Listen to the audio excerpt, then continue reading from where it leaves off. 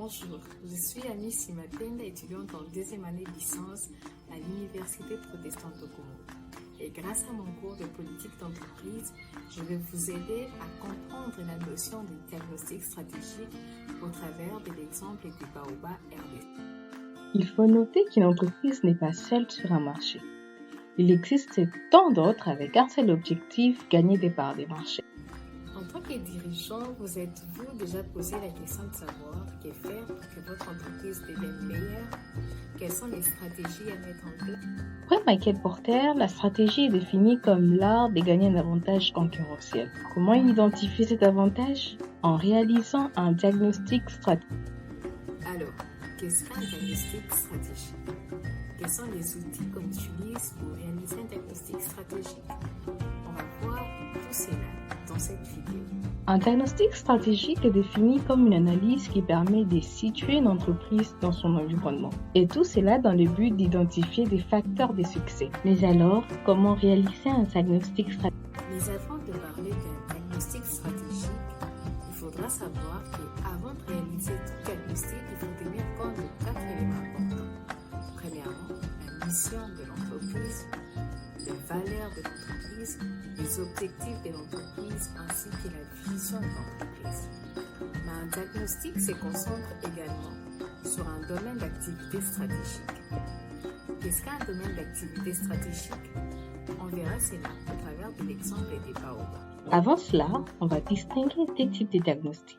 D'un côté, on a les diagnostics stratégiques internes qu'on réalise avec des outils comme l'analyse SWOT ou encore l'analyse des chaînes de valeur des porteurs. De notre côté, on retrouve les diagnostics stratégiques externes. On a l'outil Bestel ou encore les 5+1 forces de Michael Porter. Mais pour cette vidéo et pour cette explication, on va se baser sur l'analyse SWOT comme étant un outil de synthèse. Mais comment réaliser un diagnostic stratégique à partir des outils SWOT? Tout d'abord, c'est quoi l'outil SWOT?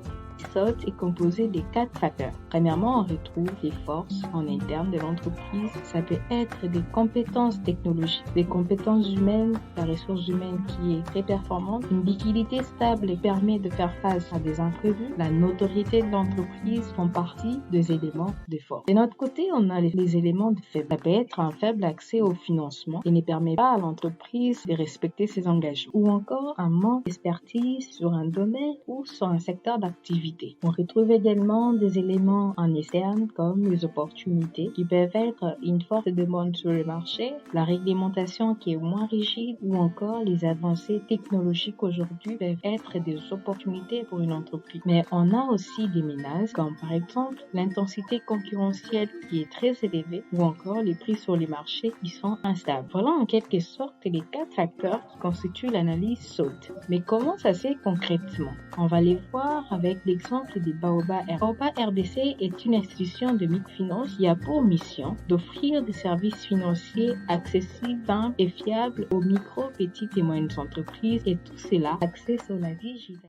Pour débuter avec les diagnostics des Baobab, on va parler du domaine d'activité stratégique et nous allons voir cela au travers des produits qu'offre Baobab. Supposons l'ensemble des produits qu'offre Baobab. Il y a par exemple les crédits aux particuliers, les crédits aux MPB, les dépôts à terme ou encore les dépôts à vue. Mais tous ceux-ci, on peut les segmenter par rapport à la clientèle, à la technologie ou encore aux besoins. On peut également segmenter l'épargne dans un seul domaine d'activité stratégique qui prend en compte tous les produits d'épargne. Vous avez maintenant compris la notion des domaines d'activité stratégique. Et donc, pour ces diagnostics, on va se concentrer sur les DAS crédits. Et à partir de là, on va essayer d'analyser les 4 facteurs qui composent l'analyse SWOT. Premièrement, au niveau de force, qu'est-ce qu'on remarque? C'est que Baobab a des services digitalisés avec un traitement des dossiers par un algorithme de scoring. Cela facilite le traitement des dossiers et cela conduit à des coûts de transaction faibles qui permet aux clients d'économiser sur les coûts d'intérêt très élevés. Comme autre facteur, on a la formation en permanence d'employés. Plus les employés sont bien formés, plus ils s'adaptent aux innovations du secteur. Ce qui fait également la force des Baobab et son modèle de croissance extensive qui est axé sur une expansion concentrée. Cela veut dire que Baobab va se concentrer sur une ville en ouvrant plusieurs agences dans le but d'être plus proche des clients. Il y a également la mobilisation forte de l'épargne qui rend Baobab indépendante des sources de financement externes. extérieures ou encore des emprunts bancaires. Au niveau des faiblesses, on peut retrouver par exemple l'offre des produits standards parce que de plus en plus les produits se ressemblent et il y a une présence du mimétisme sur le marché. Et également la maîtrise des outils digitaux qui impliquent des coûts d'investissement élevés. Cela peut avoir des conséquences sur le coût du produit et même sur le taux d'intérêt.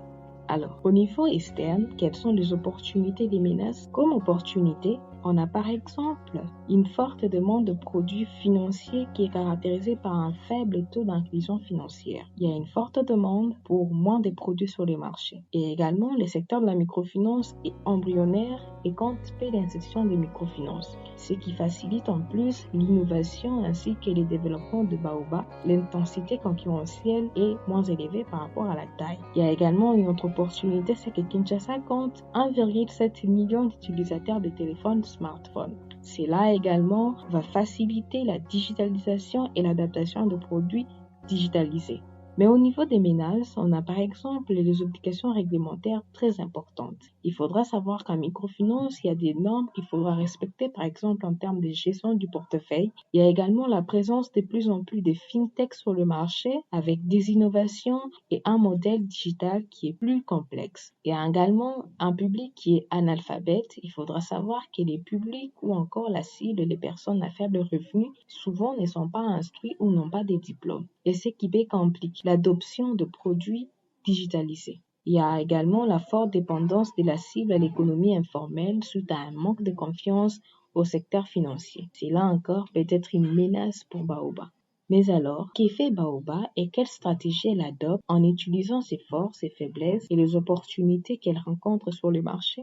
La stratégie utilisée par Baobab est la différenciation par les coûts. Cela implique de coûts de transaction moins élevés grâce à la digitalisation, mais aussi la différenciation par les bas. Grâce aux coûts de transaction moins élevés, on arrive à des taux d'intérêt abordables et même encore un traitement rapide des dossiers. Il y a également son modèle de croissance extensive avec expansion concentrique où il y a des ouvertures partout à Kinshasa, ce qui facilite la proximité avec la clientèle et conduit à un climat de confiance. Il y a également des stratégies qu'a adoptées Baobab suite à ses forces ainsi que les opportunités sur les marchés. C'est que premièrement, la rapidité des prêts avec scoring est une force et un avantage concurrentiel des Baobab face à la concurrence. Il y a également la commercialisation des tablettes Family qui éduque et sensibilise. Cela vient réduire la menace d'un public analphabète parce qu'on a des produits standards et adaptés à toute personne.